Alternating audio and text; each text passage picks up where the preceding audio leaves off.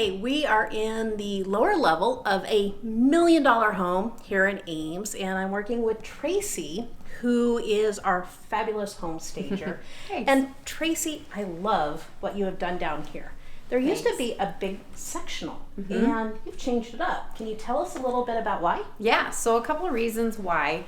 You always want your furniture layout to be spacious. You want to make sure that potential buyers are walking around the space, they have plenty of space to walk around. So that's the key thing. So we took the sectional out and we replaced it with 2 sofas that are symmetrical, they're the same sofa, and we placed them so they were perpendicular to the focal point of the room, which you can probably tell in this case is the fireplace, right? And 2 flanking beautiful windows. So that's really important to be able to place your furniture correctly. You need to be able to use the longest piece of furniture and place it perpendicular to the focal point. Interesting. Yeah. So Tracy, tell me a little bit more about what do you mean by grounding? Good question. Okay, so when I say grounding, I mean that the bottom, the legs of your pieces of furniture, if you look at the accent chairs and then if you look at the sofa, they're actually sitting on the rug. And so they're associating with it, they're associating with each other in like a space. And so they go together and it helps it to feel more like a cohesive area. Okay. And while we're down here, Sure. I noticed we have a carpet on a carpet. Yeah, we do. Tell me a little bit about that. Sure. So the reason we do that mostly is because we want it to feel like it's all one space.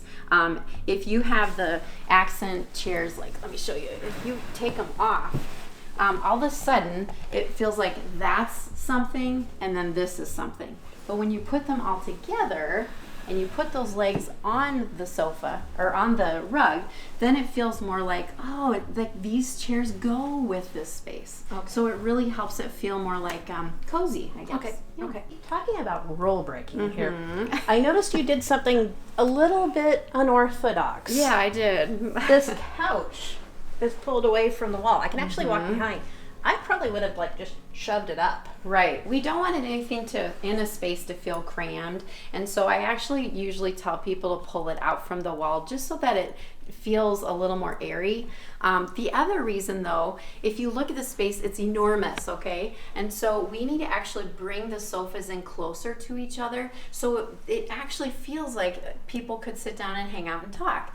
I want to be able to sit on this sofa, easily put something on a coffee table. I don't want to feel like they're like, 500 feet away and in a different room. Right. And so this is really important to make them feel a little more cozy down. That makes sense, because if you'd had this couch on that wall, the couch on that over wall, there, this had been floating in the middle. right? and- It's like, hey, how you enjoying the movie, right? So, well, that's a great tip, and Yeah. probably something I will be taking home.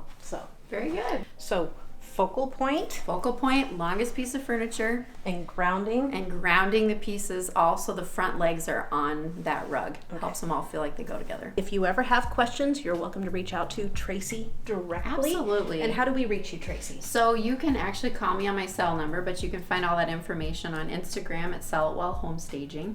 I have a website, sellitwellhomestaging.com, and what's the other one? Oh, Facebook. Sell It Well. There we go. Yeah. And if you like looking at beautiful houses, definitely check out our Instagram page. Thanks. So, thanks so much for watching. Make sure you like and subscribe because we've got a lot of great videos coming up. Absolutely. So thanks so much. Have a good one.